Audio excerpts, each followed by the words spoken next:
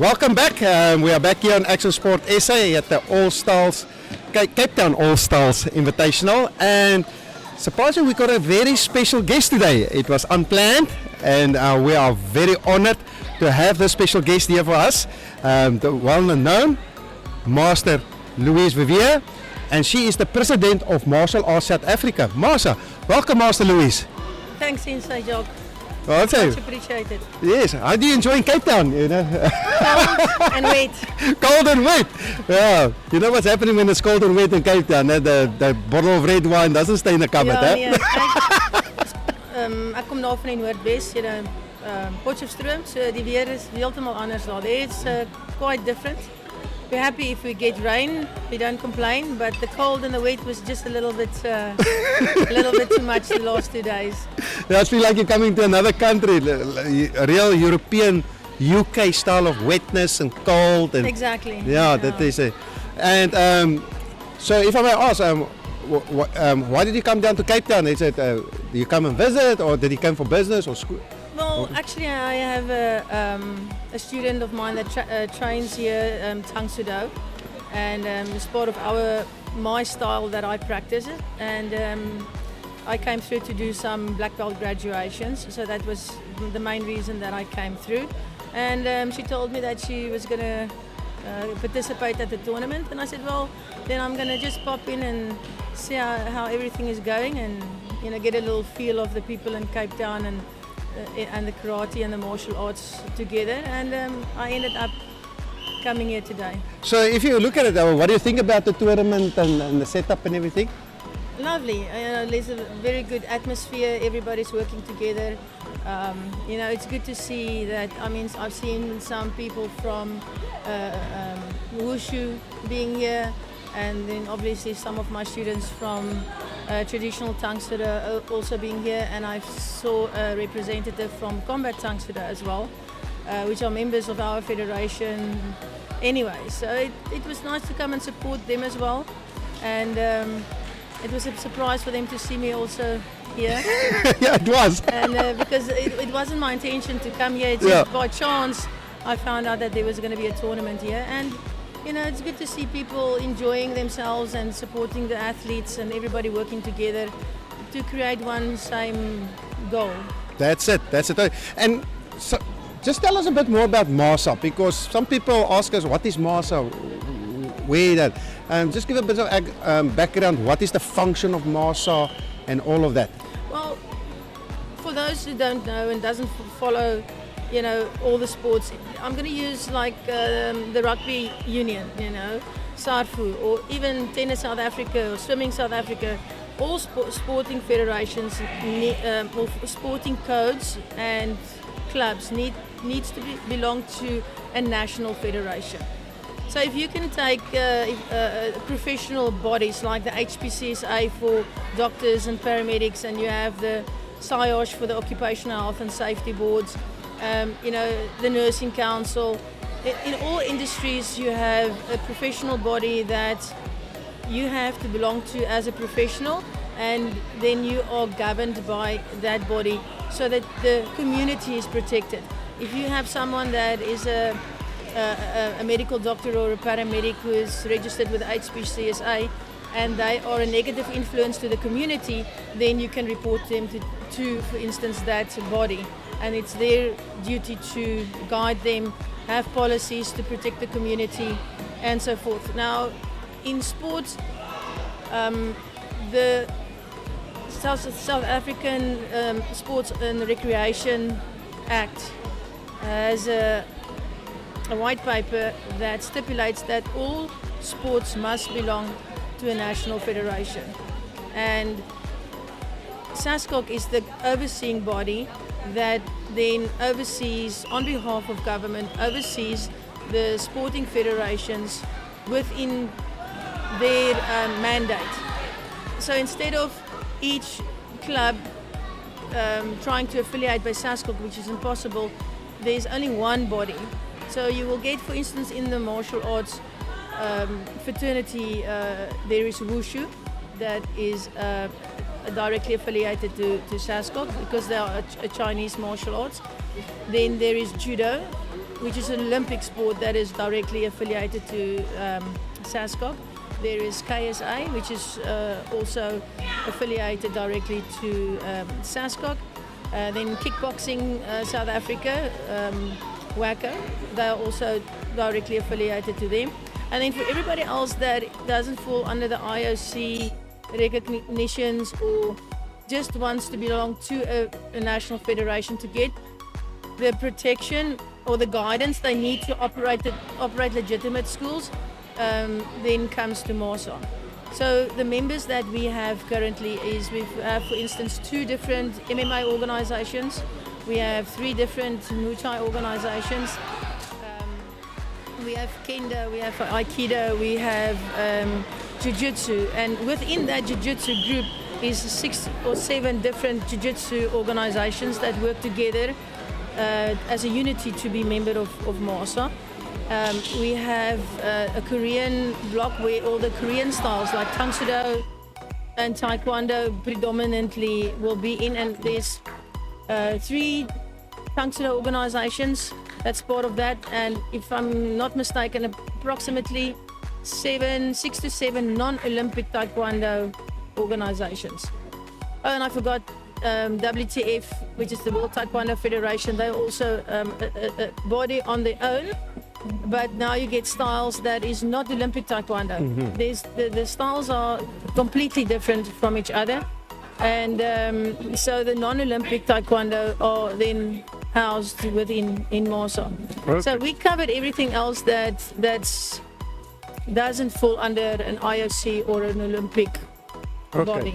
And I heard you call it like blocks. They got their own blocks. And how's MASA structure for that? Okay, so to give a little idea of what we call it a block, but it can be anything. It's basically to group together organizations that are similar to each other. And for instance, we call it SACMA, which is the South African Korean Martial Arts Association. In SACMA, each style head will have a representation within that group. You don't affiliate to the body. The body is just, if I need to give out information, I don't want to send out communications to 50 clubs and 100 instructors. I will communicate with SACMA and say, listen, this is the information I need from all the Korean members. You guys need to communicate and collect it and send it to us. So it's an intermediate body between the clubs and styles then to us. So we technically don't want every member to affiliate directly to us, although every member that affiliates will get a MASA certificate and a MASA recognition directly to them, which makes them a fully fledged MASA member. SACMA, for instance, don't issue a certificate of membership for them because MASA is the main body. It's just an administrative body within that specific group that helps us to get information to the members. And our main function, if I can say, is like playing police, if you can better word for this. We get instructions from SASCOC that gets instructions from local government about certain laws and criteria that people need to abide by from part of the South African Constitution. A lot of people don't know that, if you have a club, there's certain rules and regulations you must abide by. It is not us as MASA that, wake up one day and decide, okay, let's give everybody all these rules and regulations and give them a hard time.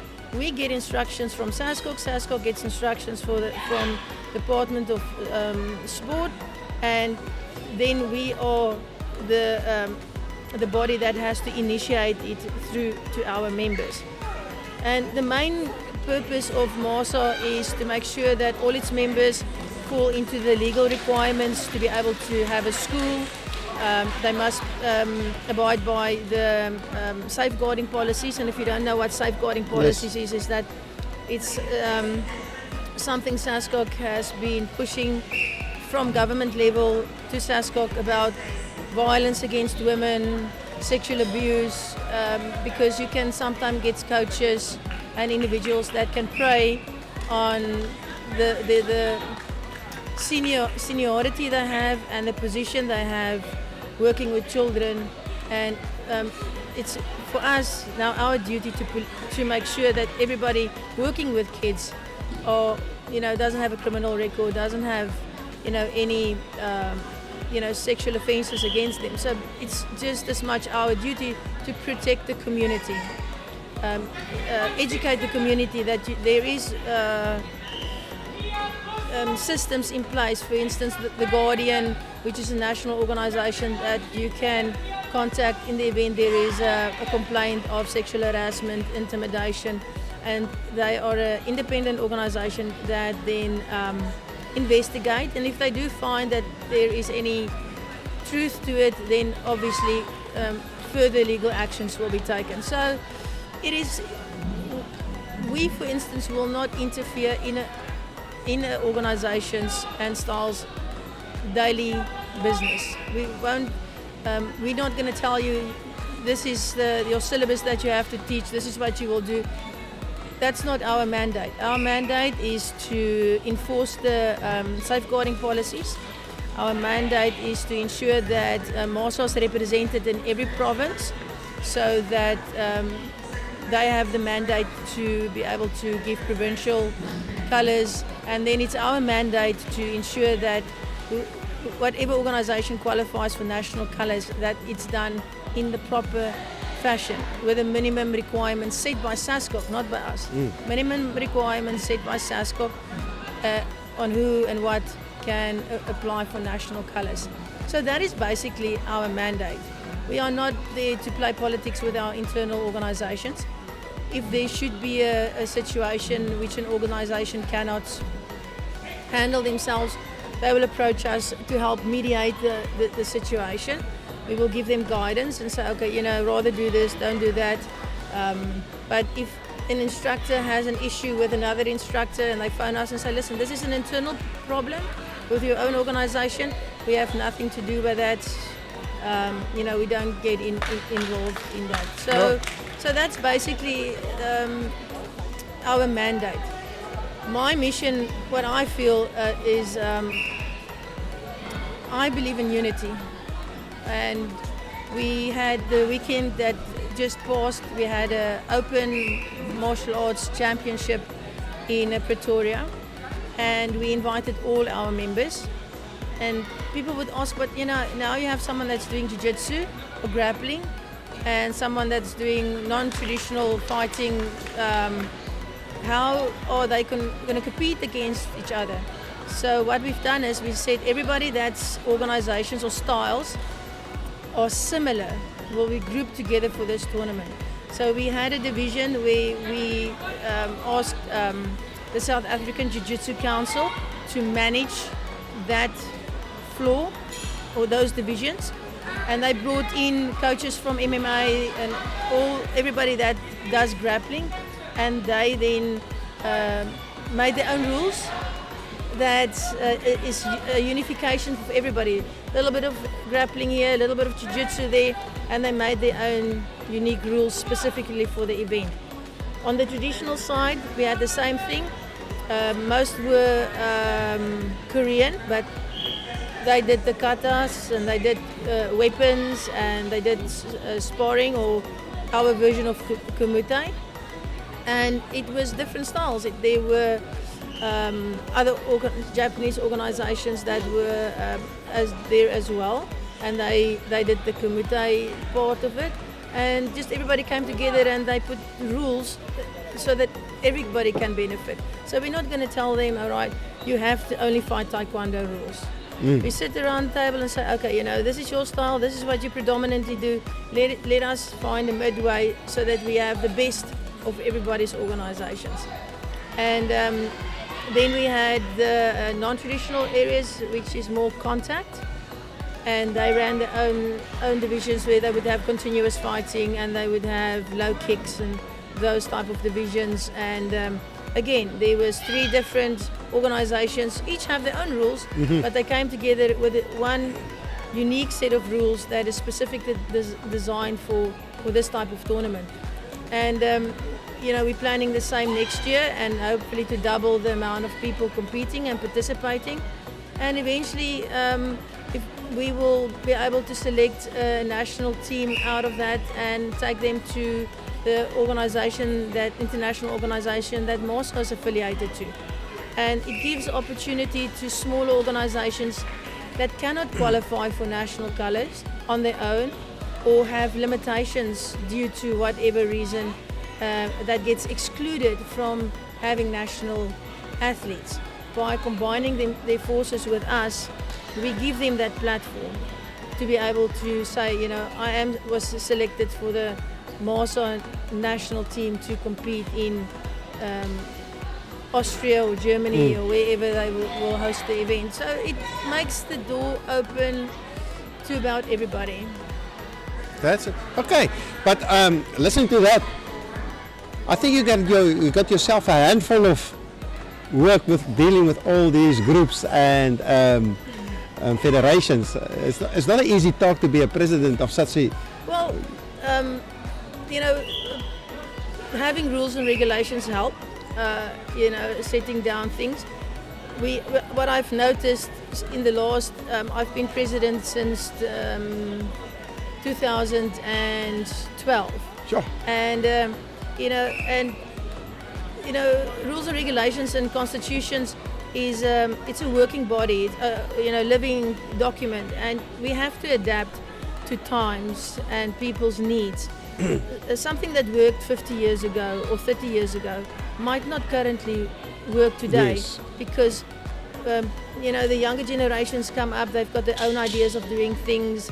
The older generation still wants to keep their hands on everything and control everything. But at the end of the day, trying to find a common ground with each different, and I will tell you, not everybody in MASA agrees with me regarding certain things, because they want to keep to themselves. They don't want to be part of the unity program. But at the end of the day, if you look at it like this, on your own you stand on alone, but together we are stronger as a unity. And although we do practice different martial arts, there's always a way to help everybody fit in. But like any organization or any company, there is rules and regulations. Everybody has to fall in. And since MASA is over 30 years old, some of the older things are not relevant anymore, and we have to move forward and progress with the new generation. Yes. And sometimes there is loopholes. We find the older constitution doesn't cover all the loopholes, and then we get instructions from government or SASCOC and saying, listen, everybody must be trained in the safeguarding policy. Everybody must have a police clearance. Everybody must have a sexual offenders database clearance. And then everybody suddenly, but why? It costs extra money. And I said, but that's law. It's not us deciding one morning we've got nothing better to do with our time. We enforce the laws that is given to us by our superiors. And because our constitutions are older, we need to now implement all those new things which current members never had to do. But now that it is enforced and it comes to a point where everybody has to conform to it, for instance, new applications. Unfortunately, new applications will get the hard end of the stick because we have closed those loopholes. But the guys already in the camp managed to get in there without the loopholes, because the loopholes wasn't there originally. Yes. But now we have to close those loopholes even for the current members. And they have to go through the same processes again as if they would have had to be a new applicant. Okay. So that it creates a little bit of, people being a bit upset, but why now? We never had to do this. Like I said, it's not like we wake up one morning and think we've got nothing to do and let's make everybody's life difficult. we have superior organization above us and they have a superior organization above them. And all we do is manage the instructions given, because government in SASCO cannot police every club or every organization of all the sports in the country. So they have centre organizations like the Rugby Union, Tennis South Africa, that then filters down that information to their clubs or provinces. That gets filtered down to the clubs on provincial level. Then from there it goes to regional level, and to make sure that everything is the same. Everybody's got the same criteria, same rules, same regulations. You can go and ask a tennis coach and ask them, okay, where's your qualification as a tennis coach that they have to have? Then, okay, are you affiliated to a national federation? Yes, Tennis South Africa. All right, where is all your police clearance and sexual offenders clearance? They have to do exactly the same. Yes. So it's not unique to what we do. If you've got a teacher at school, they have to have, you have to have a degree in education. They're all registered with their own professional body for educators. And then before the school appoints you as a teacher, you have to have all those clearances before you can actually, be employed. So it's all industries that works like that at the end of the day. So now, for interesting, so if a new member wants to apply, if someone's out there interested, federation or a club, you must explain for us the difference. What you will take. You said it earlier. You take federations. So someone new federation wants to apply. What is the process for them? Because there's a lot of federations out there that's independent. They do their own thing. They do their own thing. Well, the disadvantage of not being in any kind of federation is that government is actually working also with local governments. So things like funding and sponsorships get limited because they're going to ask you what federation do you belong to. If you need to use a public facility for a tournament, things like that, and get your police clearances and event safety plans, all those documents, then they can ask you. I know where I live is that if you want to host an event like a soccer tournament, then the police will ask you, okay, they need a sanctioning letter from SAF, I think it's South African Football Association. Yes. To verify that you are a legitimate club or organization that is part of them. So not having that excludes you from a lot of things. For instance, in COVID, when people wanted to start opening up their schools and start teaching them, they were blocked because you can only open if you had a permit to be able to teach. And the organizations that wasn't part of any national federation, because what we did is we did our applications, COVID protocols, submitted it to a SASCOC, and on the health department's database, they would give the health department a list of all their national federations. We would submit our protocol. I think we were back in training by June. Sure, yes. And then we got a lot of people asking us, can't they join us? Can't they become a member? And I said, but now you want be a member because you need us to get the benefits of what we gave our members of giving them all permits. And a lot of those schools couldn't open up because they were private entities. Yes. And we were able to, through us, get them their permits, and we weren't even closed very long. So that was one of the things, is we could, in situations like that, we got the permits. We were one of the first organizations that were back up in the running in the dojangs and the dojos. So there is these situations where, we step in and assist. But for an new organization to come in, we don't take clubs. We don't take individual persons that says, listen, I've got a club here in Cape Town, I want to join MASA. Then I'm going to ask him, okay, what style do you practice? And then he will say, okay, I'm doing Tang Soo Do. I say, okay, you do a Tang Soo Do. Yes, we have members of Tang Soo Do, but who is the head of your South African organization? Then say, no, I'm the only person in South Africa, but I'm not affiliated to any international body. Then say, sorry, we can't accept your membership. If you do not belong to a legitimate international body that is relevant to the art you practice, we don't accept the membership. So otherwise you have what we call these garage backyard dojos all over the place, and taking business from legitimate schools that has to go through all the rules and regulations and very stringent rules, and take business away from them because the guy around the corner doesn't follow any of these regulations. But then you have the situation, if something happens, if there is a crime against an athlete or anything happens, who's going to take responsibility? Who is going to police them? Do you actually know if this organization or this club is legitimate? Who teaches the instructor? And if the instructor has an instructor, what syllabus are they following?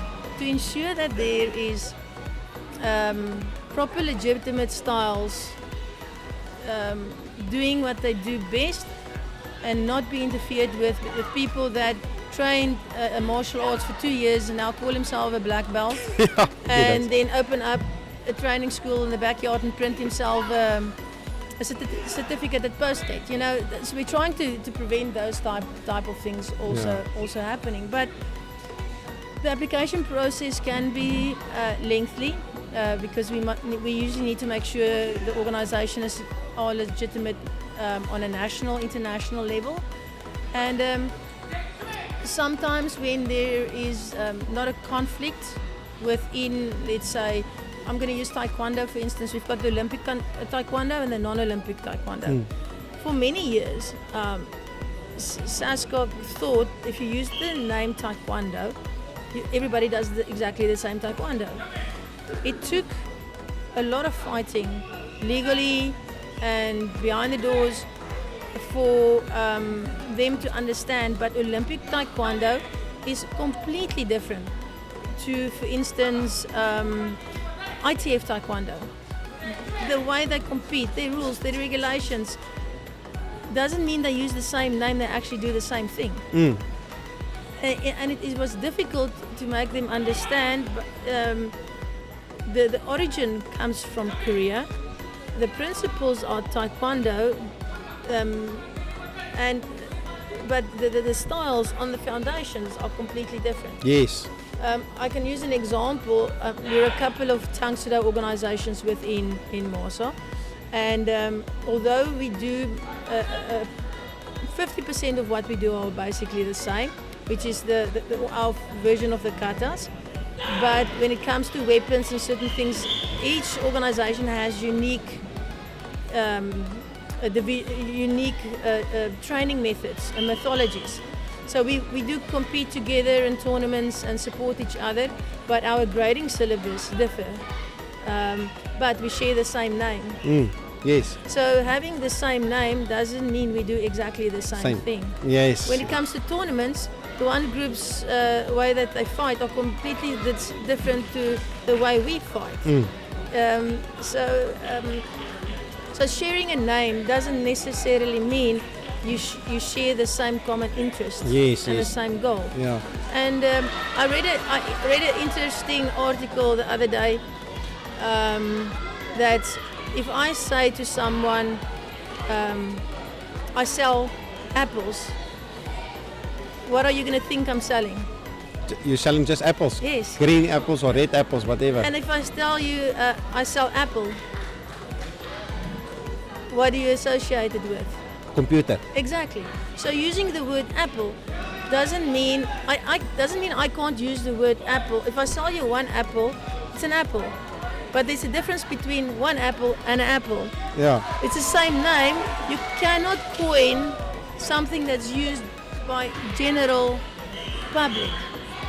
But apples and apple, so close together but it has similarities, but it has differences. Yeah. It's the same with using the word taekwondo.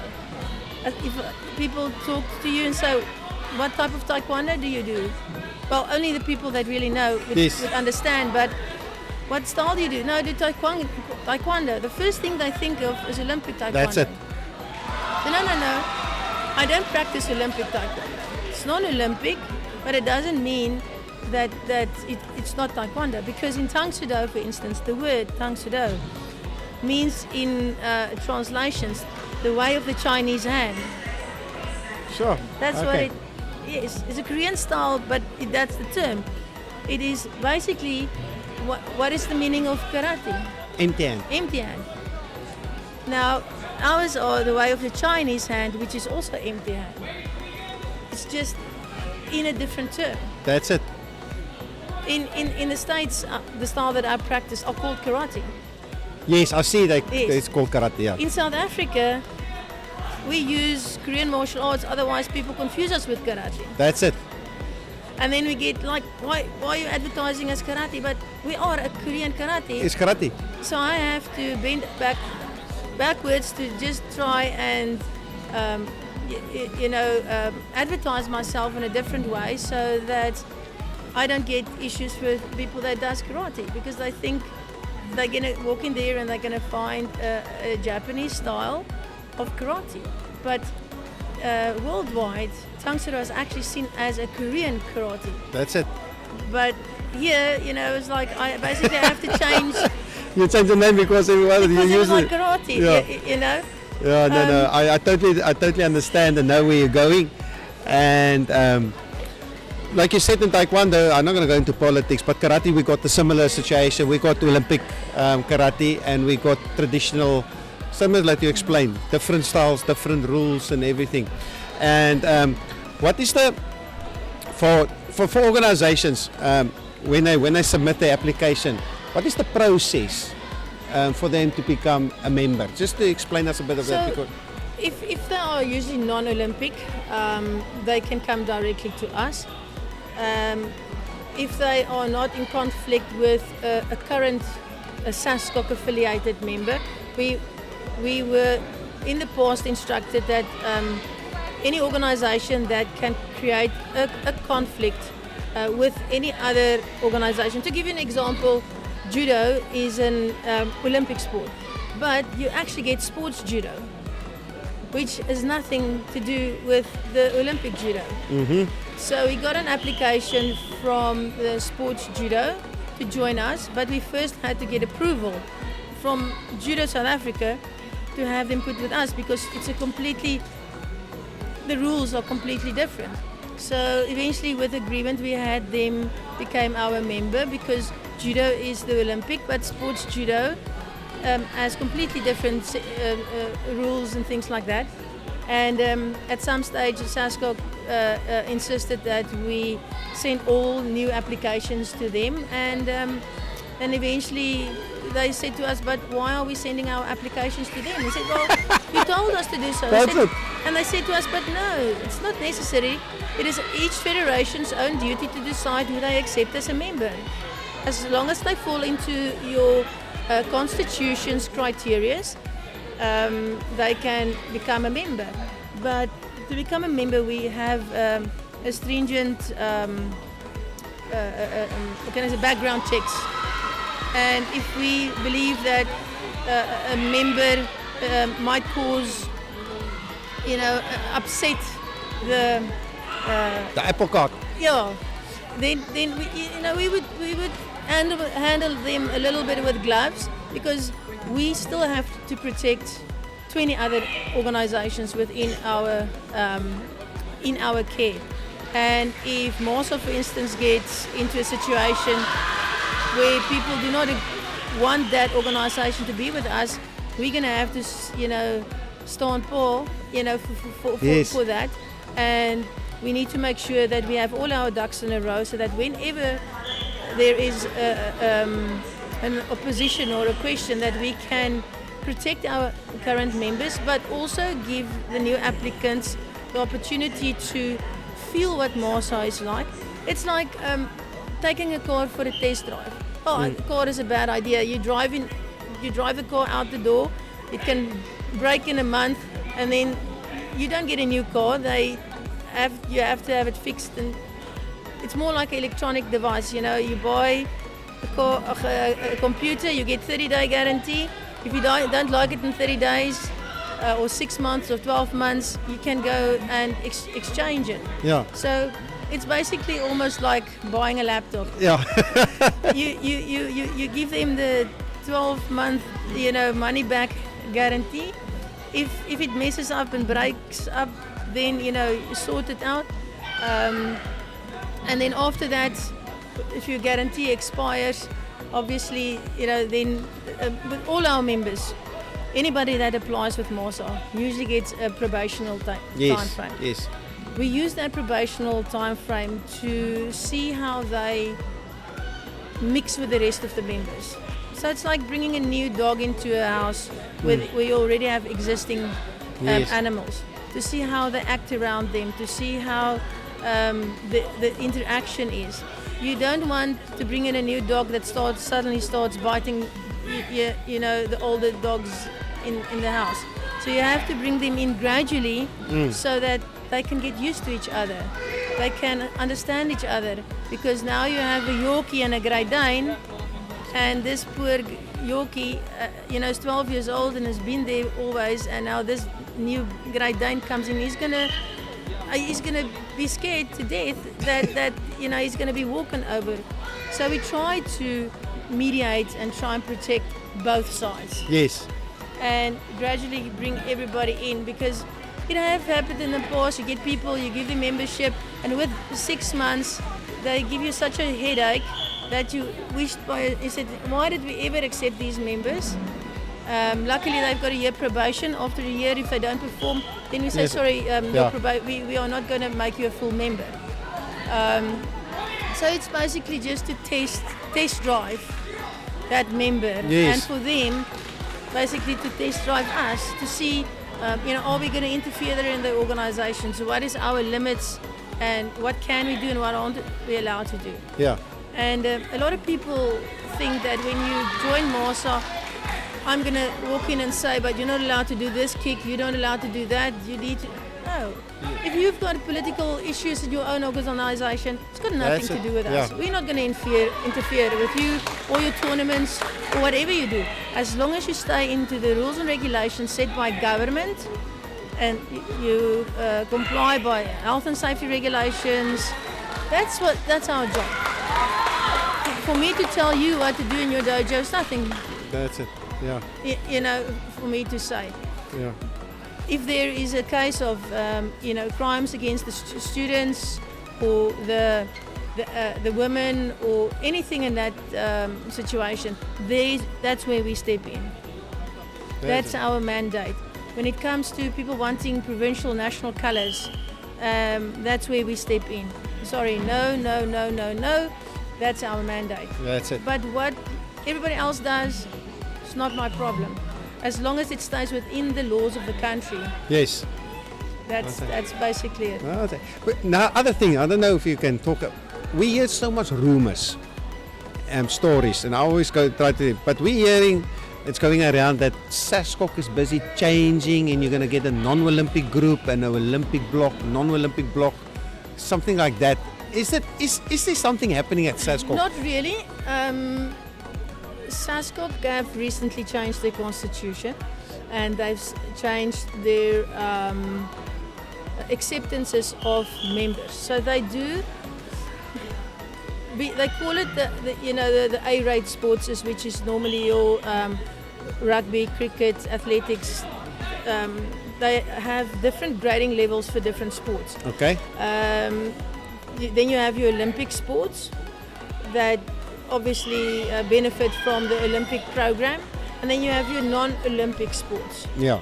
So SASCOC caters for all of them.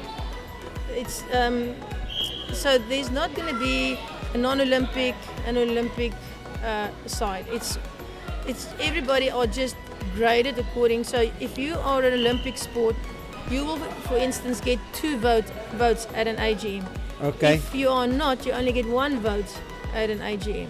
So according to your international status, that is how you are then graded. Okay. So, and SASCOC are also calling them now Sport South Africa.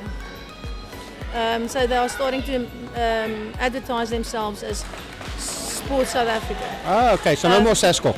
SASCOC is still the acronym on paper, but for media releases and those things, they would rather use something, because if you go to a normal person of the public and you tell them about SASCOC, they're going to look at you like this and, what are you talking about? Because the word SASCOC doesn't really take, unless you know, it's the South African Sports Confederation and Olympic Committee. I mean, it's this Some big big mouthful. Yeah. But saying Sports South Africa, immediately, Sports South Africa. It's just much easier for people to put those two together, and then you know that is the sporting ruling federation for sports in South Africa. But no, I've been to the last AGM. There's no such thing as splitting them into different groups and organizations. It's only grading. It's only how they are managing the memberships within the organization. Okay. Maybe that was they were talking about, and people said no, it's a split and stuff like that. So yeah, that was going around and people are talking about it. So we don't know. And I said, well, I don't know. The biggest problem is misinformation. People have a little bit of the story and then they fill in the ends by themselves. That's it. And then it gets totally blown out of proportion. And the most common thing is ignorance.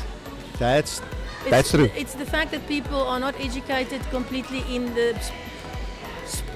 Being in sport is like being in politics. You said quite correct. Okay, so it has got its own political background like you won't believe. And there's so many little factions within each group. We might be the big party, but within us there's small little parties. Everybody wants to do this. That's it. We're going to try and do that, and people ganging up on each other. So you always have to have your ear on the ground and listen what this guy says, and listen to that guy, and sometimes correct them. Say sorry, no, you have the story a little wrong. Let me explain to you how the system actually works. Yeah. So if you don't know what's going on, don't assume. And everybody knows what the saying says. Assumption is the mother of all disasters. Yeah. Is that people hear a rumor and then they fill in their own gaps. Eventually, you spread that rumor, and then people think it's what's actually happening on the ground. That's it. And it's just. I mean, I have some of my students that are here today that you invited. It's the first time that they actually at an event like this. Just as much as that, your people are going to look at our uniforms that look different and going to wonder, but they've got white uniforms on, but why something different? Yeah. I saw another organization that's completely a different type of style. For them here, they come here and they're like, wow, look at, this type of tournament, although the art they practice are completely different. But they were accepted. I was standing on the pavilion upstairs and I was looking at them, and although the art was so diversely different, they were accepted on that floor for them to be able to compete. Yeah. And that is what MASA is about, is giving everybody the opportunity to be unified. My philosophy is all about Masakane. Yes, working together for the benefit of all. Awesome. And I think because I'm a little bit in the newer generation, but still have a little bit of the older generation, I can foresee more how to move forward with the new generation. People need to stop being stuck in the past. Because if you're stuck in the past, you're never going to build yourself a future. That's it. True what you say there. No, it's very good. And you mentioned also tournaments, and your tournament last week I heard through the grapevines. Yes. Obviously, everyone phones another. It was a great success. The atmosphere was good. I wasn't there, but people that came back had said to me, no, they really enjoyed it. It was too hard, 2 days of working, Yeah, it was a lot of work. a lot of work. But how do you see tournaments going forward? Because I think that was the first time you also used key app system, and there was a bit of live streaming. I must congratulate the Yes. guy who live streamed. It was awesome. We call it lower thirds and stuff. I even Yeah. send it to Master Peter and say, hey, look, are you doing this now? Because this is the next level. How do you see tournaments going forward changing with systems like key app now? Different martial arts styles are using it, because I can come to your tournament, I know exactly how to do it, so you can come to my tournament. Do you see there's a big shift in running organizations, tournaments and nationals? Well, I still come a little bit from the paper generation, and I got introduced in an electronic system, and it just makes the admin so much better. And the fact that you can live stream, I mean, some of my students competed, and afterwards when I went through the live streams, I said, I'm going to strangle this one, and I'm going to strangle, he forgot his form, Yeah. and this one ran away all the time in the fighting, so he didn't. So now I can go, because when you organize an event like this, That's it. you don't always see your own athletes compete. So I can't always reprimand them or help them when they do silly things. And now I said, no, you caught you on camera. So I think in that sense, it helps us to go back, and you can show your athletes, okay, this is the mistakes you make, here was the scores. And so technology-wise, I think it's the way to go forward. But what was so amazing on hosting this event is that we had, like multiple MMA organizations, multiple jiu-jitsu organizations, multiple contact organizations that did the contact areas. Then we had the traditional side, predominantly at this stage was the Korean styles, but everybody pulled their resources. The one group says, listen, we have a very large streaming platform, so we can stream, up to 8 floors. Yeah. So we will come, we'll set up our stuff, we'll do the streaming. Other guys say, okay, we'll put up the key up system, we'll run the key up system. So every organization has someone special that does certain services for them, and in that day, not all was just on one person to manage. Everybody brought things in and said, okay, we're going to do this and we're going to help with that. And here you have an organization that is a non-traditional, a contact style, working with someone that's doing taekwondo together to make it a benefit for everybody. That's it. Yeah. Now that's an awesome idea, and congratulations on that. Thank you. And bring it together. I can just say, things I heard about you, it's not to get on your good side. Everyone knows where they stand with me. I'm straightforward. We're only compliments of you managing MASA with all the challenges, and created this new MASA SA Championship. I think it will grow, and I think the support must be there, and I think it will become one of the big events of the year, because like you said, everyone is going to come there, everyone is going to come compete, and I think it's a fantastic idea. And like you say, we can live stream it now. Now we can go look at the jiu-jitsus, we can do this, we can see all the different styles. Yeah, so it's the idea is to make it a festival as well. That's it.